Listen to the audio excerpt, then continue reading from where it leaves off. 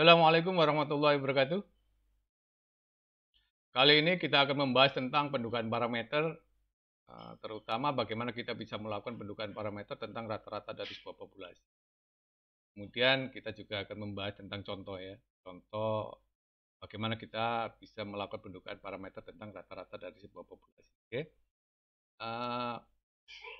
Apabila kita mempunyai sebuah populasi ya dengan nilai statistik, rata-rata statistiknya itu adalah mu.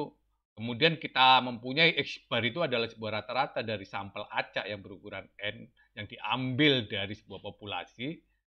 Kemudian populasinya pun diketahui variansinya itu sebesar sigma kuadrat. Seandainya kita menggunakan selang kepercayaan 100 kalikan 1 min alfa persen bagi rata-rata populasi tadi ya, jadi dari bakar, maka kita bisa melakukan yang namanya sebuah bentuk pendugaan.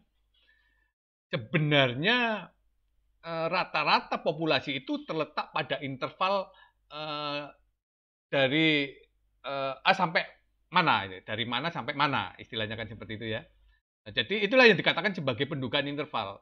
Artinya kita mempunyai yang namanya rata-rata dari sebuah sampel ya, yang berukuran N yang diambil secara acak dari sebuah populasi dan variansinya itu pun diketahui, jadi variansi populasinya itu diketahui, maka kita bisa melakukan yang namanya pendugaan atau estimasi parameter ya, perkiraan rata-rata dari populasi itu dia terletak pada interval mana sampai mana. Itu yang dikatakan sebagai pendugaan parameter. Jadi kita bisa memperkirakan rata-ratanya itu ada di titik mana. Oke ya. Nah, maka kita bisa menggunakan seperti ini. Ini apabila sampelnya berukuran besar ya. Kemudian variansinya pun diketahui. Maka kita bisa menggunakan rumus ini. Yaitu mu itu adalah rata-rata dari populasi. Itu lebih besar dari X bar. X barnya itu adalah rata-rata dari sampel tadi. Jadi rata-rata dari sampel itu dikurangi dengan Z alfa per 2. Karena kita menggunakan dua sisi ya, sisi kiri maupun sisi kanan. Karena kita perhitungannya itu antara ini ya, angka terkecil dan angka terbesar. Jadi posisinya itu ada di antara sini, di antara min dan plus ini ya, min dan plus ini. Jadi rata-rata dari sampel itu dikurangi dengan perkalian antara Z alfa per 2 dikalikan dengan standar deviasi dari populasi. Karena variansi populasi itu diketahui, maka ini adalah standar deviasinya populasi dibagi dengan akar N. N-nya itu adalah jumlah sampel yang kita punya. Jadi jumlah sampel yang kita punya.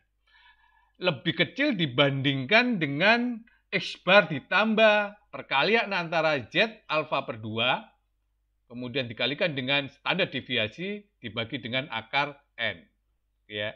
Jadi di sini ada min, di sini ada plus. Jadi rata-ratanya itu terletak di antara ini, di antara X bar min dan X bar plus. Seperti itu ya. Tapi harus memenuhi syarat ini. Syarat apa? Variansi dari populasi harus diketahui. Variansi populasi harus diketahui dan jumlah sampel itu harus lebih besar sama dengan 30. Jadi harus lebih besar sama dengan 30. Maka kita bisa menggunakan formula ini. Formula ini ya. Tapi apabila kita atau variansi dari populasi itu tidak diketahui, tapi ukurannya besar, tadi ya. Kalau ini tadi kan variansi populasi diketahui dan ukurannya besar, ukuran sampelnya besar. Tapi kalau seandainya variansi populasi itu tidak diketahui, tetapi ukuran sampelnya itu besar, lebih besar sama dengan 30, maka variansi populasi bisa diganti dengan variansi sampel. Oke ya. Jadi ini nanti bisa diganti dengan S. standar deviasinya sampel. Oke ya. Oke. Kemudian bagaimana kalau misalkan variansi populasi tidak diketahui dan ukuran sampelnya itu kecil. Ukuran sampel dikatakan kecil itu apabila sampel kita itu kurang dari 30. Jadi ukuran sampel kecil itu jumlah sampel kita itu kurang dari 30. Kalau lebih besar sama dengan 30 itu bisa dikatakan atau dikategorikan sebagai sampel besar. Maka kita bisa menggunakan formulasi ini. Jadi formula ini bisa kita gunakan. Jadi, tadi kan kalau variansi populasi itu tidak diketahui dan sampelnya kecil, maka kita bisa menggunakan formula. Ya, ini formulanya, yaitu mu lebih besar X bar min. Kita menggunakan T, distribusi T ya. T N-1. N-1 itu adalah derajat kebebasan ya. Jadi nilai tadi, kalau tadi kita menggunakan tabel distribusi normal standar, kalau ini kita menggunakan distribusi normal student. Jadi kita menggunakan distribusi normal student. Jadi T ini derajat kebebasannya, kemudian ini adalah X alfa dibagi 2. Nanti kita bisa mencari di tabel distribusi T, tabel T namanya istilahnya kan. Kalau tadi itu kita mencari di tabel Z. Z alfa per 2. Tapi kalau sampelnya kecil kita menggunakan tabel T. Ya. Nanti kita akan bahas bagaimana kita saya akan buatkan video tentang bagaimana kita bisa mencari atau membandingkan ya perbedaan antara tabel Z dan tabel T. Kemudian S dibagi dengan akar N ya. Ini katakan tadi karena variansi dari populasi itu tidak diketahui, maka kita bisa menggunakan variansi sampel. Nah, kalau S-nya ini katakan sebagai standar deviasi sampel ya. Kemudian kurang dari X bar plus. Jadi di sini dikurangi, di sini ditambah. Maka kita bisa memperkirakan atau melakukan pendugaan terhadap rata-rata dari populasi itu terletak di antara ini. Di antara angka ini dan angka ini. Oke ya? Oke. Itu adalah formula bagaimana kita bisa melakukan pendugaan terhadap sebuah rata-rata populasi. Oke? Sekarang kita akan membahas tentang contoh dari pendugaan parameter ya. Misalkan ada 100 calon mahasiswa teknik industri, itu kita jadikan sebagai sebuah sampel acak untuk mengikuti tes EQ ya. Nah, dari 100 calon mahasiswa tersebut ternyata dia mempunyai EQ rata-ratanya itu sebesar 110. Jadi EQ rata-rata EQ-nya dari 100 calon mahasiswa tadi itu sebesar 110. Kemudian diketahui simpangan bakunya itu sebesar 20. Kemudian dengan tingkat kepercayaan 95%, buatlah pendugaan interval dari rata-rata EQ. Itu pemahaman seperti ini, ilustrasinya itu. Saya mempunyai sebuah sampel sebanyak 100 calon mahasiswa, itu saya tes EQ, dan ternyata rata-ratanya itu sebesar 110 ya. Dengan tingkat kepercayaan 95%, sebenarnya rata-rata yang sebenarnya ya, rata-rata sebenarnya itu ada pada angka berapa sampai berapa. Itu yang dimaksudkan dengan pendugaan parameter ya. Kita akan melakukan sebuah pendugaan interval. Interval rata-rata EQ itu ada di antara angka berapa sampai berapa. Dari kasus tadi itu kita bisa mengidentifikasikan bahwasanya N, jumlah sampel yang kita punya itu sebenarnya sebesar 100. Kemudian X bar-nya, rata-rata dari sampel, rata-rata sampelnya itu adalah 110. Kemudian standar deviasinya itu adalah sebesar 20. Nah, kemudian alfanya itu adalah 100% dikurangi tingkat kepercayaan. Jadi 100% dikurangi 95% sama dengan 5%. Nah, 5% itu katakan sebagai taraf signifikansinya atau toleransi errornya. Oke. Kemudian Z alfa per 2-nya, Z alfa per 2. Jadi alfanya itu kan kita ketahui 5%. 5% itu 0,05.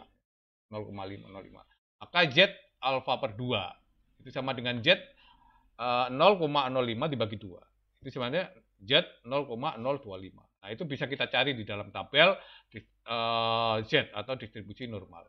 Kenapa kita menggunakan tabel Z? Karena ini sampel yang kita punya itu lebih besar dari 30. Nah, itu bisa kita kategorikan sebagai sampel besar. Jadi sampel yang kita punya itu kan 100. Nah, kalau 100 itu kan lebih besar dari 30. Maka itu bisa kita kategorikan sebagai sampel besar. Kemudian di sini juga diketahui simpangan baku dari populasinya, yaitu sebesar 20. Ya, nilai 20. Ini adalah simpangan bakunya. Simpangan baku itu kan akar dari variansi. Ya. Berarti apa? Variansi dari populasi itu diketahui. Kalau diketahui berarti kita bisa menggunakan nilai Z. Nah, bukan T ya, tapi Z. Maka dari tabel Z kita dapatkan Z 0,025 itu nilainya adalah 1,96. Ini yang akan kita gunakan. Oke ya? Ketika kita sudah mengidentifikasikan parameter-parameter atau nilai-nilai ini, kita bisa memasukkan ke dalam rumus atau formula yang sudah kita punya tadi ya. Kita sudah bahas pada awal tadi ya. Di mana interval pendugaan rata-rata dari sebuah populasi itu terletak di antara X bar min Z alfa per 2. Ada deviasi dibagi dengan akar N sampai pada X bar plus Z alfa per 2 dikalikan dengan standar deviasi dibagi dengan akar N. Jadi rata-rata populasi itu terletak di antara ini sampai ini. Mudahnya itu seperti itu. Nah, itu nanti akan kita cari. Jadi ketika kita sudah mengidentifikasikan seperti ini, kita tinggal memasukkan saja sebenarnya. Kita tinggal memasukkan. X bar-nya berapa? 110. Z alfa per 2-nya berapa? 1,96. Standar deviasinya berapa? 20. N-nya berapa? 100. Kan tinggal memasukkan aja. Kemudian kita tinggal menghitung. Jadi kalau kita sudah mengidentifikasikan seperti ini, masukkan ke dalam formulanya atau rumusnya, maka kita tinggal menghitung sebenarnya kan. Kita menggunakan dan kita dapatkan mu lebih besar dari 106,08 sampai dari 113,92. Ini artinya apa angka seperti ini? Atau interval apa pertidaksamaan ini itu artinya apa? Artinya seperti ini. Jadi ketika kita mempunyai sebuah sampel 100 calon mahasiswa tadi, kemudian diketahui rata-ratanya itu adalah 110, maka sebenarnya rata-rata populasinya itu terletak pada angka berapa sampai berapa. Sebenarnya. Jadi kita mencoba untuk mencari rata-rata IQ yang sebenarnya. Oh, ternyata setelah kita lakukan pendugaan dengan tingkat kepercayaan 95%, rata-rata IQ yang sebenarnya itu terletak di antara 106,08 sampai 113,92. Jadi rata-rata populasi yang sebenarnya itu terletak di antara ini. Dengan tingkat kepercayaan 95%. Itulah yang dikatakan sebagai pendugaan parameter untuk rata-rata dari sebuah populasi. Oke ya? Sekarang kita lanjutkan, bagaimana kalau misalkan kita mempunyai sebuah dua populasi, kemudian kita mencoba untuk mencari berapa sih selisih dari rata-rata kedua populasi tadi, misalkan seperti itu ya. Oke, jadi kita akan melakukan sebuah bentuk pendugaan selisih dua rata-rata dari sebuah populasi. Nah itu juga dibedakan menjadi dua, di mana kalau seandainya rata-rata atau variansi dari populasi kedua populasi itu diketahui, kemudian jumlah sampelnya itu besar itu dalam artian lebih besar, lebih dari 30 ya, itu katakan besar, maka kita bisa menggunakan formula ini ya. Ini formulanya ya, agak ribet juga ya. Jadi ini adalah selisih dua rata-rata populasi ya. Nah itu nanti kita selisihnya itu terletak di antara mana dan mana, angka berapa dan berapa. Nah, ini angka pertamanya sebenarnya. Ini adalah angka pertamanya. Jadi selisih yang pertama, selisih data sampel kita itu dikurangi dengan Z alfa per 2 dikalikan dengan akar variansi dibagi dengan N1 ditambah dengan variansi dibagi N2. Ya. Kemudian sampai pada selisih dari rata-rata sampel kita ditambah dengan Z alfa per 2 dikalikan dengan akar variansi dibagi N1 ditambah dengan variansi dibagi N2. Oke. Seperti itu aja. Jadi ini angkanya. Jadi selisihnya itu terletak di antara ini sampai ini sebenarnya. Itu kalau variansinya diketahui ya. Kedua variansi populasi diketahui dan jumlah sampelnya itu lebih besar dari 30. Oke. Kemudian bagaimana kalau sampelnya kecil dan variansinya tidak ketahui sama seperti tadi ya. Kita menggunakan T. Itu ya. Kita menggunakan T. Tabel T. Kalau tadi tabel Z, sekarang tabel T kalau sampelnya kecil.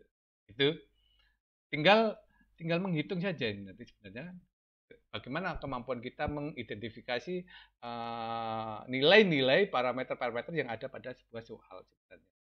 Mana X1 barnya, mana X2 barnya, kemudian mana standar deviasi populasinya atau variansinya berapa, kemudian jumlah sampelnya berapa gitu. Tinggal mengidentifikasikan itu baru setelah itu kita masukkan ke dalam. Misalkan kita mempunyai soal seperti ini ya. Kita akan mencoba untuk melakukan pendugaan sebenarnya selisih rata-rata lamanya hidup dari 2 merek lampu ya. Jadi, itu sebenarnya ada pada angka berapa sampai berapa. Misalkan seperti ini, saya mempunyai sebuah merek A dan merek B dari sebuah bola lampu. Yang akan kita cari adalah perbedaan rata-rata lama hidupnya dari kedua lampu tadi. Nah, ternyata di sini diketahui bahwasanya jumlah sampel yang akan kita ambil itu sebanyak 100 buah, dipilih secara acak. Kemudian merek A bisa menyala rata-ratanya adalah 3.600 jam. Itu yang A. Kemudian yang B itu lama menyalanya itu 3.500 jam, merek B. Kemudian simpangan baku A itu adalah 200 jam. Simpangan baku B juga 200 jam. Maka dengan menggunakan tingkat keyakinan atau tingkat kepercayaan sebesar 90%, kita akan melakukan pendugaan interval. Berapa sih selisih sebenarnya dari kedua lampu tadi. Oke. Kemudian kita identifikasikan dulu. Kita ketahui bahwasanya kita mempunyai sampel dan kedua-duanya sama ya, antara merek A dan merek B, yaitu sebanyak 100 buah. Diambil secara acak. Jadi N1 sama dengan N2. Ini N2 ya, sama dengan 100 lampu ya. Kemudian X1 bar itu rata-rata lamanya menyala lampu A itu 3.600. Kemudian X2 bar itu lamanya menyala lampu merek B itu 3.500. Kemudian kita mempunyai tingkat kepercayaan tadi kan 90%, maka alfanya itu adalah 10%.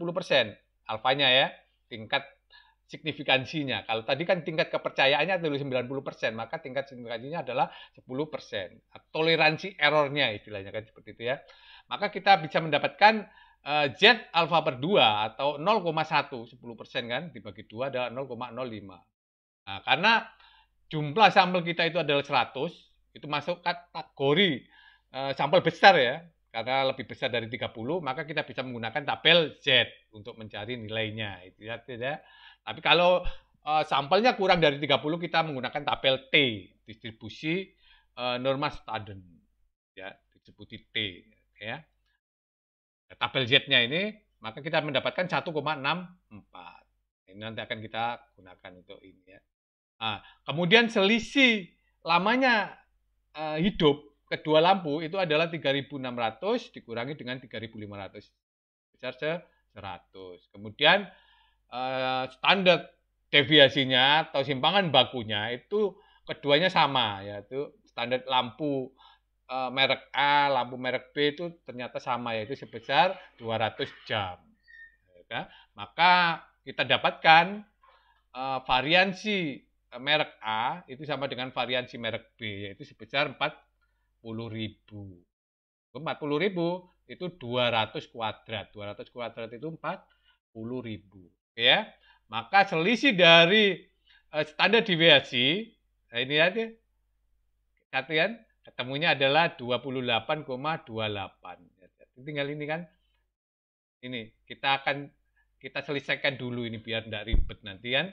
Kita mencari akar dari variansi kuadrat dibagi dengan N1 ditambah dengan variansi kuadrat dibagi N2 itu ketemu 28,28. Nah, itu nanti kita akan masukkan ke dalam. Oke. Nah, itu tadi yang sudah kita hitung itu ini ya. Nah, yang ada akarnya itu tadi lebih enggak. Sebenarnya menghitungnya dijadikan satu juga enggak masalah ya sebenarnya kan ya.